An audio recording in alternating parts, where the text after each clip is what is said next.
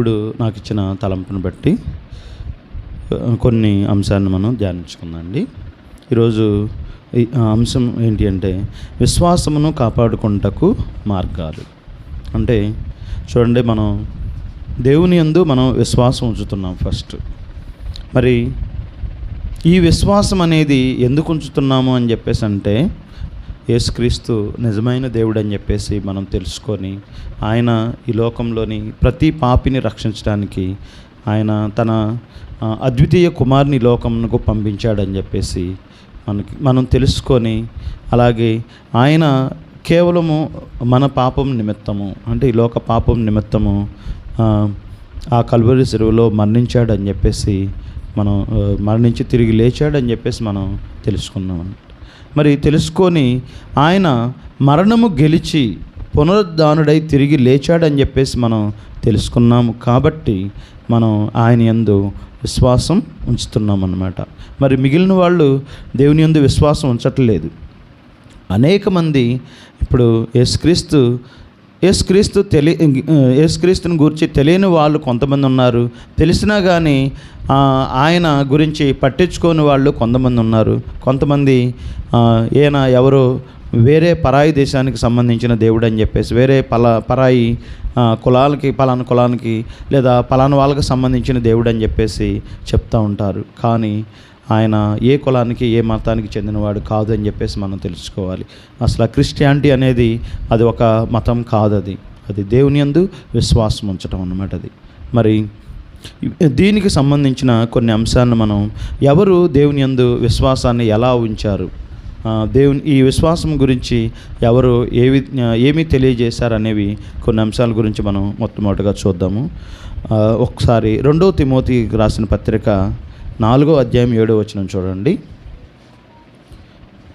తిమోతిలకు రాసిన పత్రిక 2 తిమోతిలకు రాసిన పత్రిక 4వ అధ్యాయము 7వ వచనం.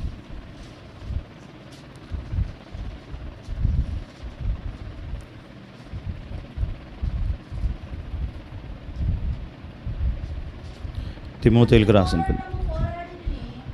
మంచి పోరాటము పోరాడి తిని నా పరుగు కడముట్టించి తిని నా విశ్వాసమును కాపాడుకుంటుని. ఇక మీదట నా కొరకు నీతి కిరీటం ఉంచబడి ఉన్నది. చాలండి. ఇక్కడ ఈయన పౌలు భక్తుడు ఏం చెప్తున్నాడంటే, మంచి పోరాటం పోరాడి తిని నా పరుగు కడముట్టించి తిని విశ్వాసమును కాపాడుకుంటుని అని చెప్తున్నాడు అనమాట. అంటే ఆయన యేసుక్రీస్తునందు ఆయన ఉంచిన విశ్వాసము, అలాగే యేసుక్రీస్తు ఆయన మీద పెట్టుకున్న విశ్వాసం అంటే నమ్మకం. ఆ నమ్మకాన్ని ఆయన కడవరకు కాపాడుకున్నాడు. మరి మనం ఎలా ఉంటున్నాము? యేసుక్రీస్తుని మనం ఫస్ట్ యేసుక్రీస్తునందు మనం విశ్వాసం ఉంచుతున్నామా లేదా, నమ్మిక ఉంచుతున్నామా లేదా?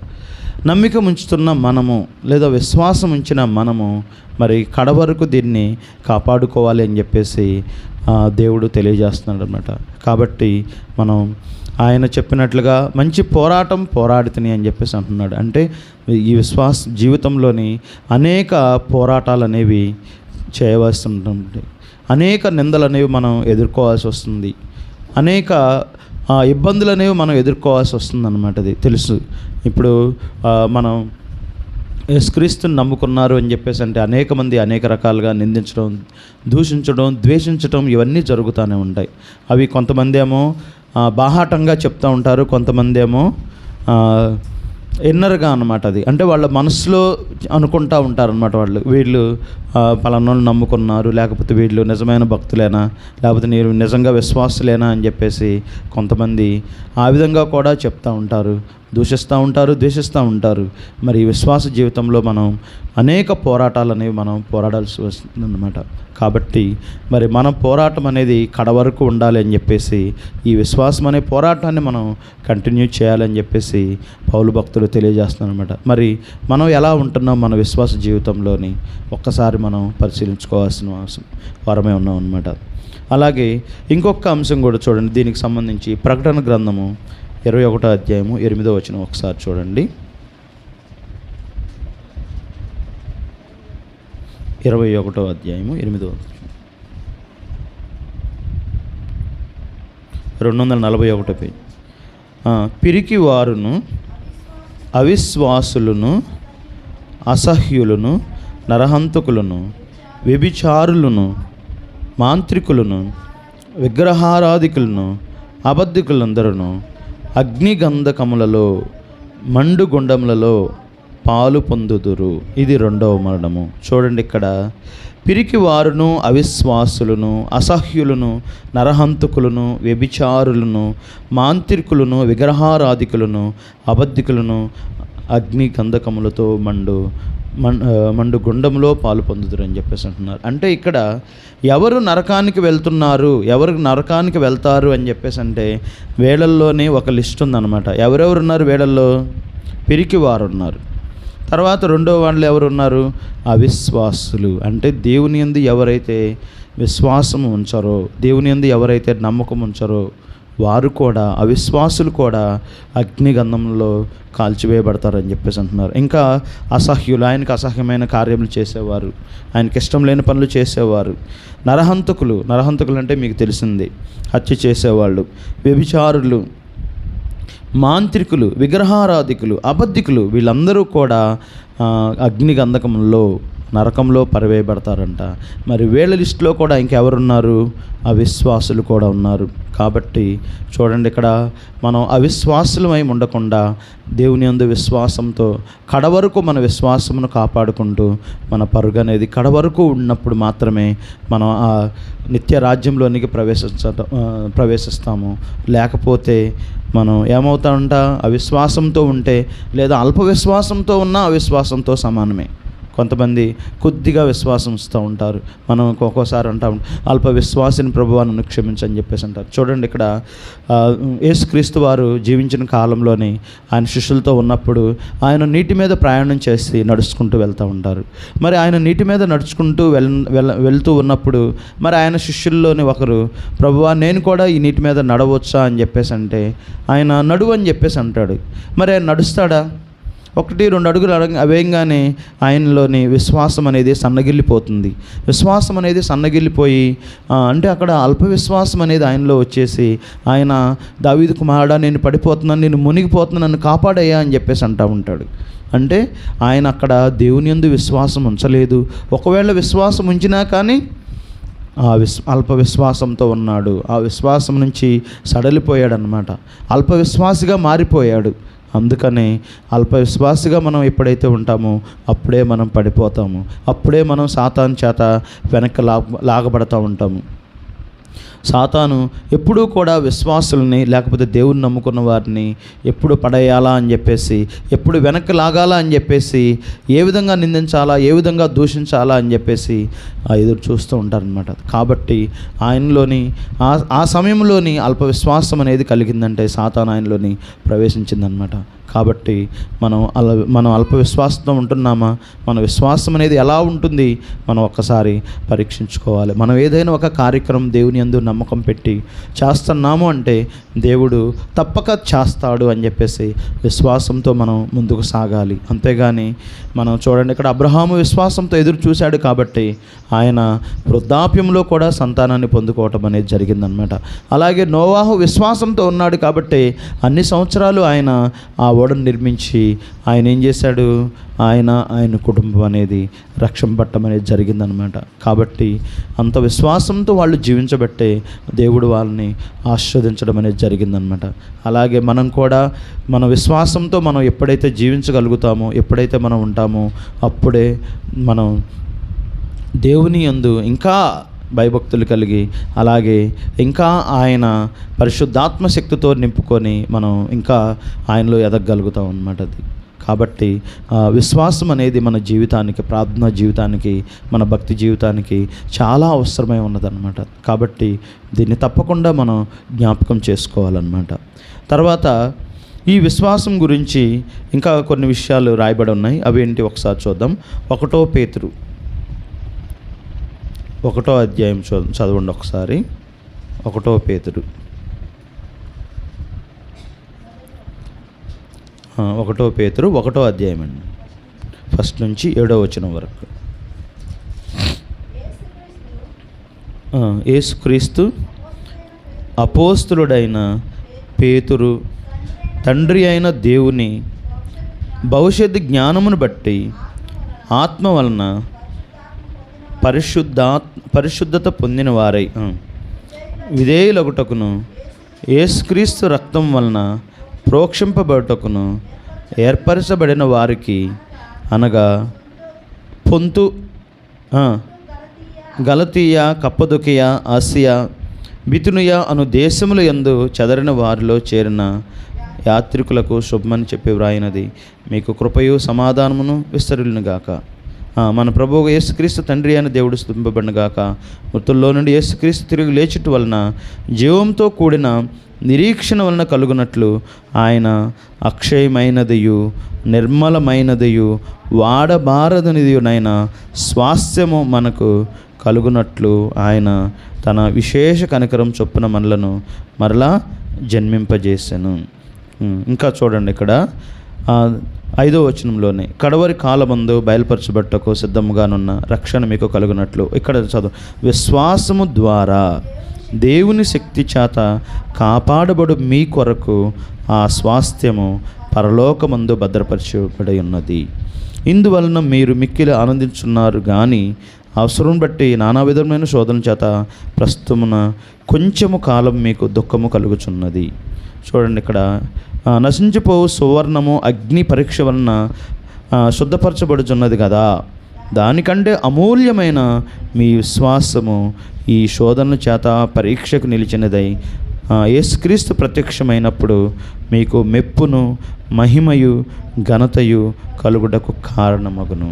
చూడండి, ఇక్కడ లాస్ట్లోని 7వ వచనంలో ఏమనుంది అని చెప్పేసి అంటే, నశించిపోవు సువర్ణము అగ్ని పరీక్ష వలన శుద్ధపరచబడుచున్నది కదా, దానికంటే అమూల్యమైన మీ విశ్వాసము. మన విశ్వాసం అనేది ఎలా ఉంటుందంటే ఈ శోధన చేత పరీక్షకు నిలిచినదై యేసుక్రీస్తు ప్రత్యక్షమైనప్పుడు మీకు మెప్పును మహిమయు ఘనతయు కలుగుటకు కారణమవుతుందన్నమాట. అంటే మన విశ్వాసం అనేది మనకి ఏం తీసుకొస్తుందంట?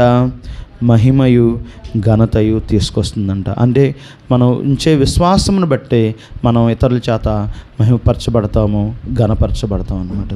అంటే విశ్వాసం అని చెప్పేసి అంటే ఇప్పుడు మనం చెప్పుకుంటున్నాం అనేక అంశాలు. మనం యేసుక్రీస్తునందు విశ్వాసం ఉంచుతున్నాము.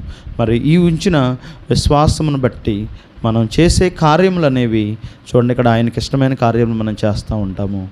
కాబట్టి ఈ విశ్వాసం అనేది మనకి మహిమయు ఘనతను తీసుకొస్తుందంట. కాబట్టి ఈ మనకి మన నిందన పాలు చేసే విశ్వాసం కాదు ఇది, మనకు మహిమను ఘనతను తెచ్చే ఈ విశ్వాసమును మనం చూడండి ఇక్కడ ఎల్లప్పటికీ కూడా కలిగి ఆ విశ్వాసం ఇంకా మనం ఎల్లప్పుడూ కూడా బలపరుచుకుంటూ ఉన్నట్లయితేనే మనం యేసుక్రీస్తునందు అలాగే ఈ భక్తి జీవితంలో ఇంకా ఎదగటానికి అవకాశం ఉంటుంది. మన విశ్వాసం ఎప్పుడైతే సన్నగిల్లిపోతామో మనం ఇవన్నీ కూడా వదిలేసి మళ్ళా లోకాచారంలోకి వెళ్ళిపోతూ ఉంటాం, ఈ లోకంలో పడిపోతూ ఉంటాం అన్నమాట.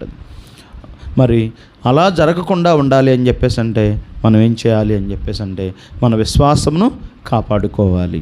మరి ఎలా కాపాడుకోవాలి మన విశ్వాసమును? ఈ విశ్వాసమును కాపాడుకోవటానికి కొన్ని మార్గాలు అనేవి ఉన్నాయంట. అవి ఏంటో కూడా ఒకసారి మనం చూద్దాం. దీంట్లో మొట్టమొదటిగా మనం విశ్వాసం అనేది ఫస్ట్ కాపాడుకోవాలి అని చెప్పేసి అంటే మనం విశ్వాసం అనేది ఫస్ట్ ఎలా ఉండాలంటే స్పష్టంగా ఉండాలి అంట.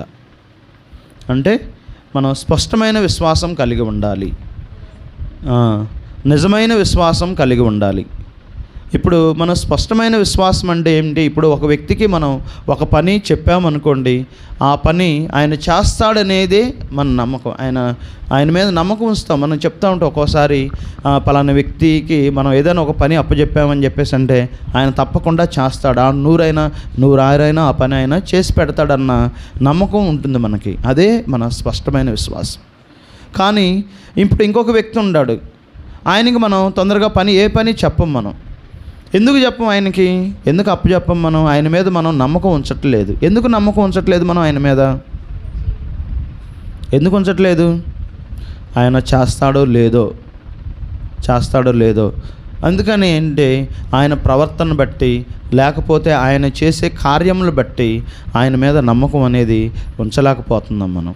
ఆయన మీద విశ్వాసం అనేది ఉంచట్లేదన్నమాట అది. కాబట్టి మనం చూడండి, ఇక్కడ విశ్వాసం మీద ఫస్ట్ మనం స్పష్టతను కలిగి ఉండాలి, స్పష్టమైన విశ్వాసం కలిగి ఉండాలి. చూడండి, ఇక్కడ అబ్రహాము విశ్వాసం అనేది స్పష్టమైన విశ్వాసం అన్నమాట అది. అంటే ఒక రకంగా చెప్పాలంటే పూర్తి విశ్వాసం అన్నమాట అది. ఇది చేస్తాడు, ఇది జరుగుతుంది అని చెప్పేసి పూర్తిగా ఆయన విశ్వాసంలో స్పష్టతను కలిగి ఉన్నాడు. నాకు స్పష్టత ఉంది. మనం అంటూ ఉంటాం, ఇది జరుగుతుందని చెప్పేసి నువ్వు నమ్ముచున్నావా? అప్పుడు అనేక మంది ఆయన అడిగి ఉండొచ్చు, దేవుడు నీకు సంతానాన్ని ఇస్తానని చెప్పేసానంటే అనేక మంది అడిగి ఉండొచ్చు, నువ్వు నిజంగా ఆయన సంతానం ఇస్తానంటే నువ్వు నమ్ముతున్నావా? ఇన్ని సంవత్సరాలు అయిందిగా, మరి ఇన్ని సంవత్సరాలను నీకు పిల్లల్ని ఇవ్వలేదుగా ఆయన, నువ్వు నమ్ముచున్నావంటే ఆయన నేను నమ్ముచున్నానని చెప్పేసి అనేక మందికి ఆ రోజుల్లో చెప్పుండొచ్చు. మరి నమ్ముచున్నానని చెప్పేసి ఆయన బల్లగుద్ది అనేక మందికి ఆ రోజుల్లో చెప్పాడంటే ఆయన విశ్వాసం మీద ఎలా ఉన్నాడు? ఆయన స్పష్టతను కలిగి ఉన్నాడు ఆయన. అలాగే మనం నోవాహు గురించి కూడా ఇందాక చెప్పుకున్నాం. మనం నోవాహు ఆయన ఆ పడవని, ఆ ఓడని, పెద్ద ఓడని నిర్మిస్తున్నప్పుడు అనేక మంది ఆయన్ని చాలా వెర్రివారుగా చూసి ఉండొచ్చు. ఈయనకి ఏమైనా పిచ్చా, నిజంగా ఇన్ని సంవత్సరాల నుంచి దీన్ని నేను తయారు చేస్తున్నాడు, నిజంగా ప్రళయం వస్తుందా అని చెప్పేసి మిగిలిన వాళ్ళందరూ కూడా ఆయన్ని అనేక రకాలుగా దూషించవచ్చు ఉండొచ్చు ఆ రోజుల్లోనే.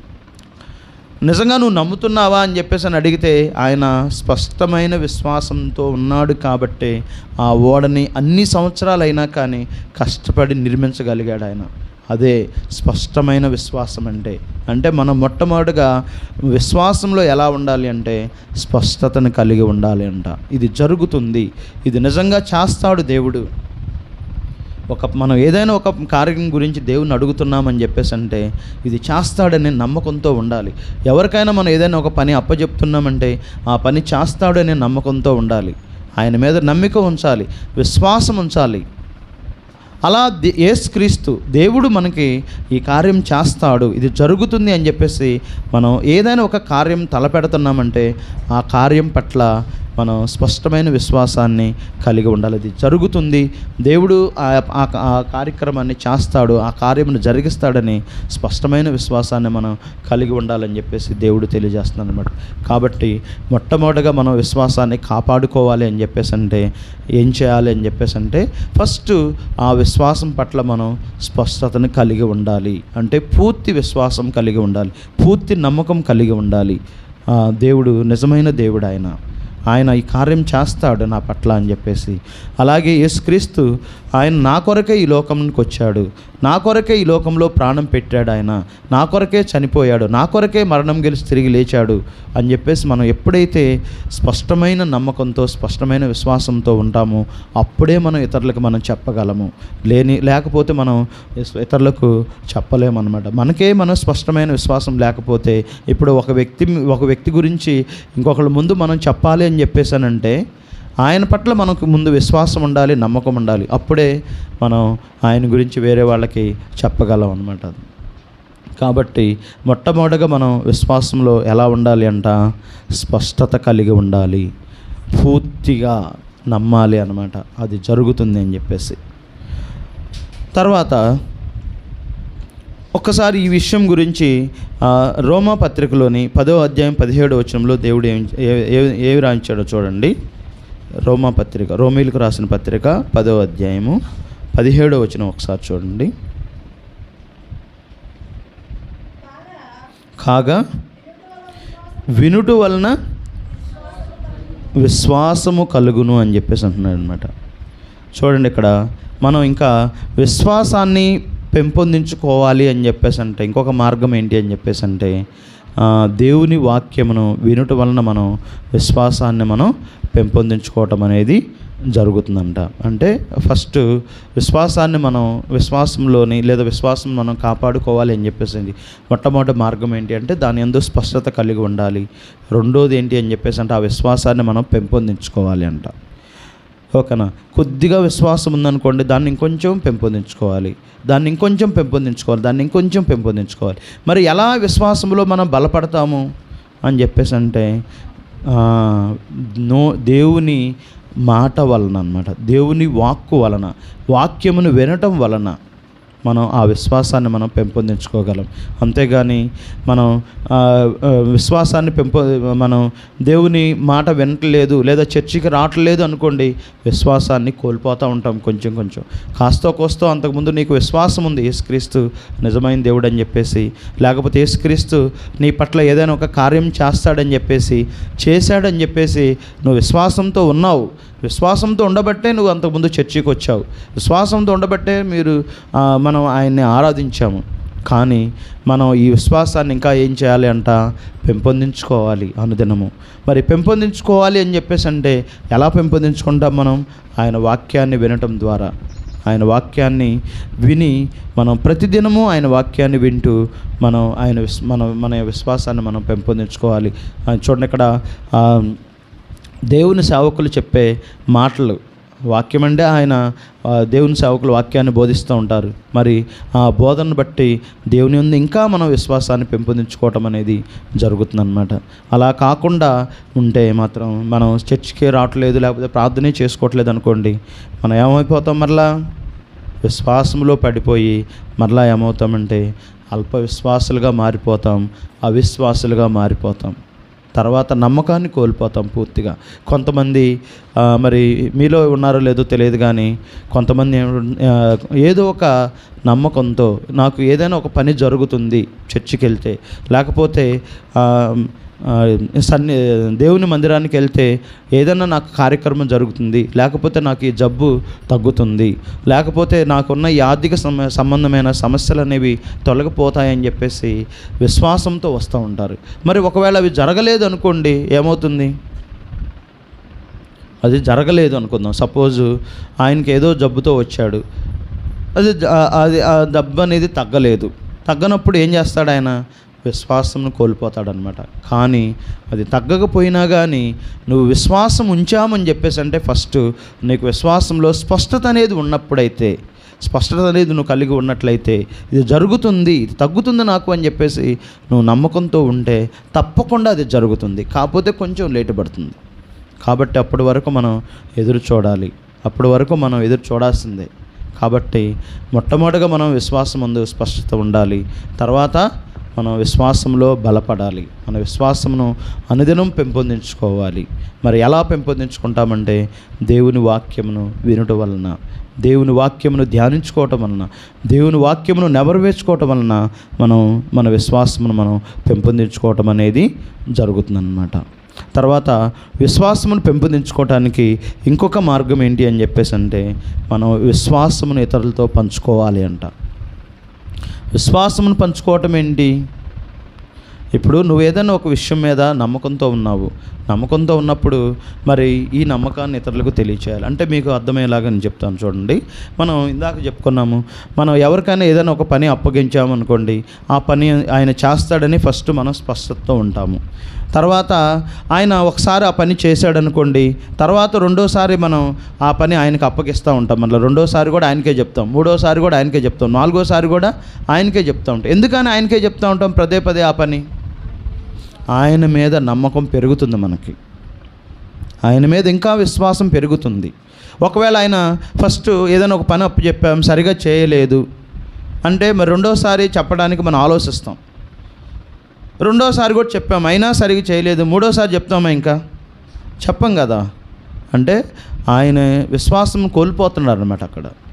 కాబట్టి మనం ఒక పని ఒకళ్ళకి చెప్తున్నాము అని చెప్పేసి అంటే ఫస్ట్ ఆయన యందు స్పష్టమైన విశ్వాసంతో చెప్తూ ఉంటాం. రెండోది ఆయన యందు విశ్వాసం అనేది ఆయన చేసే కార్యమును బట్టి, అంటే మనం చేసే క్రియను బట్టి కూడా మన విశ్వాసం అనేది పెంపొందించుకోవటమే జరుగుతుందన్నమాట.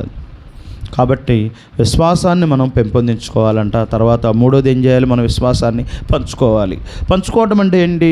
సపోజు ఆయన గురించి ఇంకొకళ్ళకి, ఇప్పుడు సపోజు నేను ఇంటి పని చేయించుకుంటున్నాను, ఒక మేస్త్రితో నేను మాట్లాడుకున్నాను, ఆయన పనిచేస్తున్నాడు. ఆయన పనిచేసేటప్పుడు నమ్మకంగా మంచిగా పనిచేస్తున్నాడు అనుకోండి, నేనేం చెప్తాను ఆయన గురించి? వేరే వాళ్ళు అడిగినప్పుడు నేనేం చెప్తాను ఆయన గురించి? మంచిగా పనిచేస్తే బాగా చేస్తాడు, మంచోడు అని చెప్పేసి చెప్తూ ఉంటాను. ఒకవేళ మంచిగా పని చేయలేదు అనుకోండి, ఏం చేస్తాం? చెప్పం కదా, మంచిగా చెప్పం కదా. కాబట్టి మన విశ్వాసాన్ని కూడా ఇతరులతో మనం షేర్ చేసుకోవాలంట. అంటే ఇప్పుడు మనం విశ్వాసం ఇస్తున్నాం, మనకేదో మనకి ఒకటి జరిగింది మంచి, మరి జరిగిన మంచిని ఏం చేయాలి, మనం వేరే వాళ్ళతో కూడా షేర్ చేసుకోవాలి. సపోజు మనం షేర్ చేసుకోవటం అంటే ఇండైరెక్ట్గా మనం సాక్ష్యాన్ని ఇవ్వటం అంట. మనం ఆయన సాక్షిగా మనం నిలబట్టడం అన్నమాట. ఆయన సాక్షిగా నిలబట్టడం అంటే మన విశ్వాసాన్ని మనం షేర్ చేసుకున్నట్టే. దేవుడు నాకు ఈ కార్యం చేశాడు. ఒక్కొక్కళ్ళు కొంతమంది అయా ప్రభువా నాకు ఇది కావాలి అని చెప్పేసి అడుగుతూ ఉంటారు. నేను నిన్న ఒక వీడియోలో చూశాను యూట్యూబ్లోని.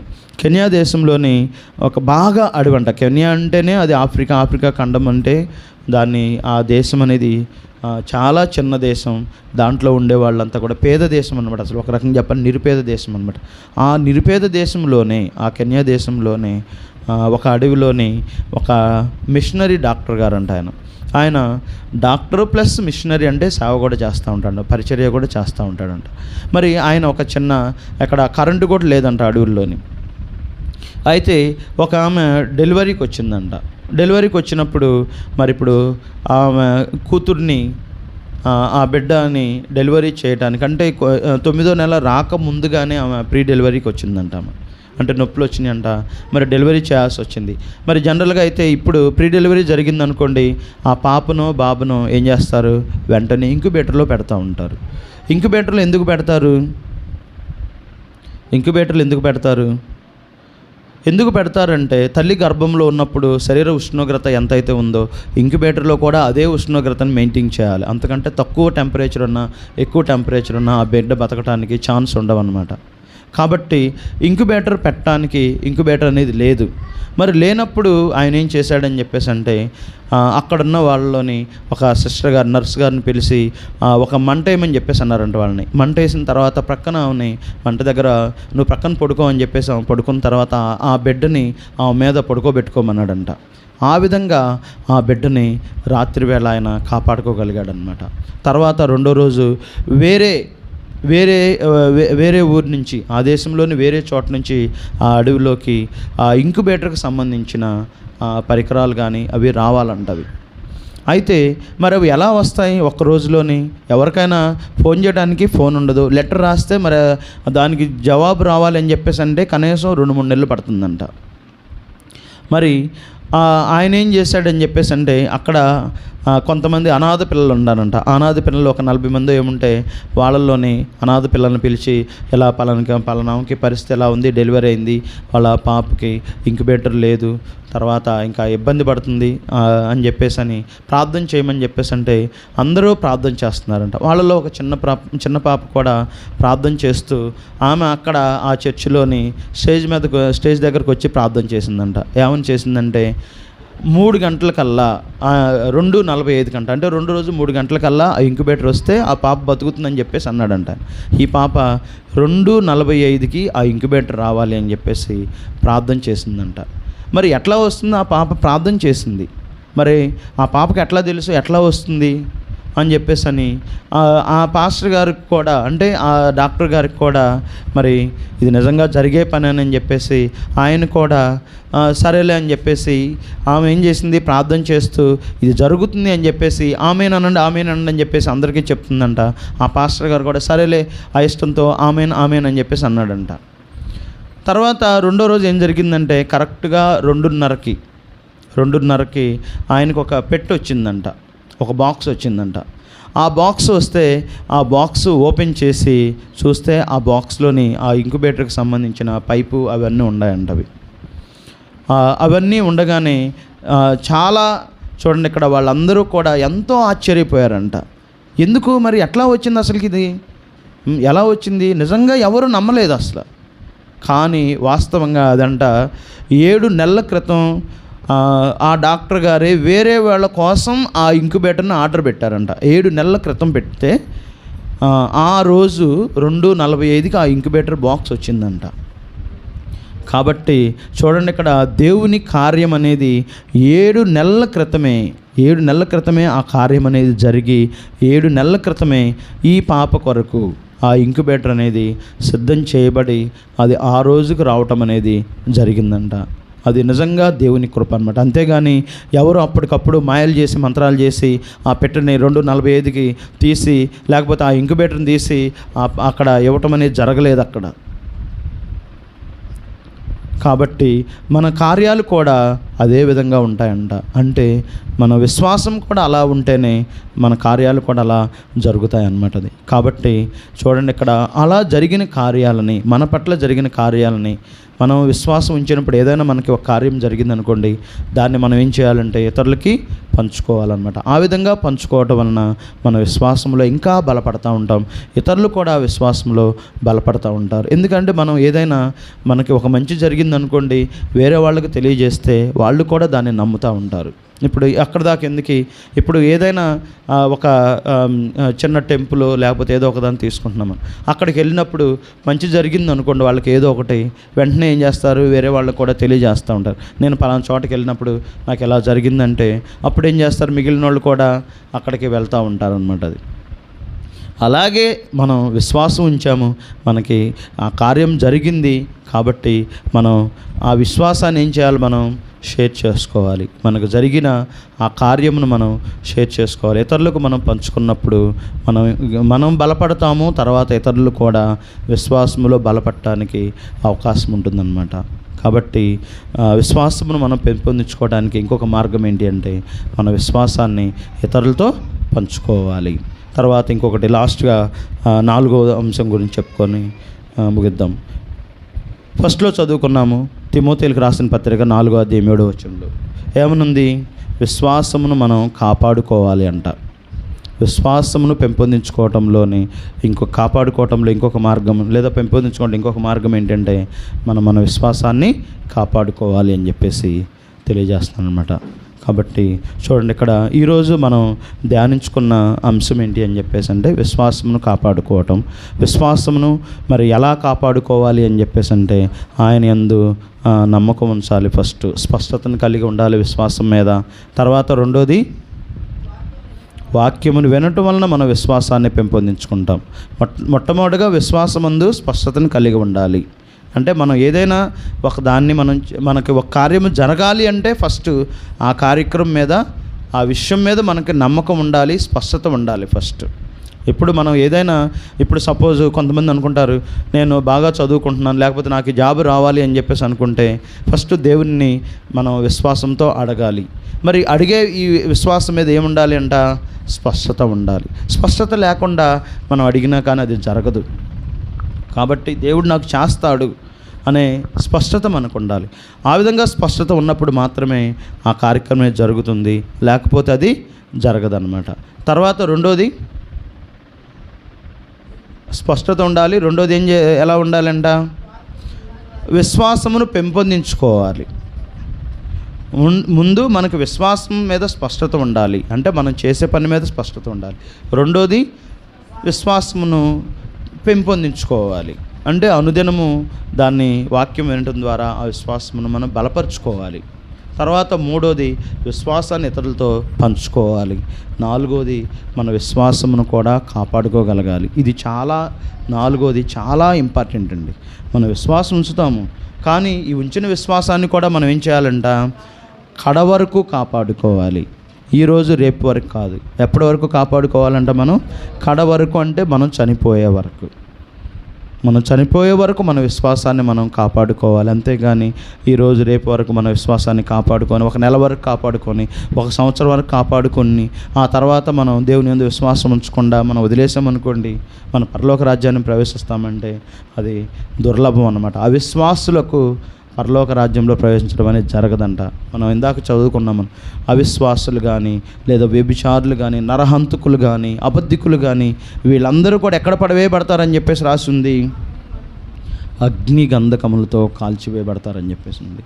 కాబట్టి మనం ఎప్పుడైతే మన విశ్వాసమును కడ వరకు కాపాడుకోగలుగుతామో అప్పుడు మనం ఆ నిత్యరాజ్యంలోనికి ప్రవేశించడానికి మనం వారసులమే ఉంటాం అన్నమాట. కాబట్టి ఈ అంశాలను మనం మనసులో ధ్యానించుకొని మనం నిజంగా దేవుని యందు విశ్వాసం ఉంటున్నామా, మనం నమ్ముతున్నామా, లేదా మన పట్ల ఆయన కార్యం చేస్తాడని చెప్పేసి మనం నమ్మినట్లయితే మరి ఆ విశ్వాసాన్ని మనం ముందు ఆ నమ్మకం మీద లేదా ఆ విశ్వాసం మీద మనం స్పష్టతను కలిగి ఉంటున్నామా లేదా ఒకసారి పరిశీలించుకోవాలి. తర్వాత మన విశ్వాసం నందు స్పష్టత కలిగి ఉన్నప్పటికీ కూడా మరి ఆ విశ్వాసాన్ని పెంపొందించుకోవాలి. తర్వాత విశ్వాసాన్ని ఇతరులతో షేర్ చేసుకోవాలి. మన నమ్మకాన్ని ఇతరులతో షేర్ చేసుకోవాలి. తర్వాత దాన్ని పెంపొందించుకోవాలి.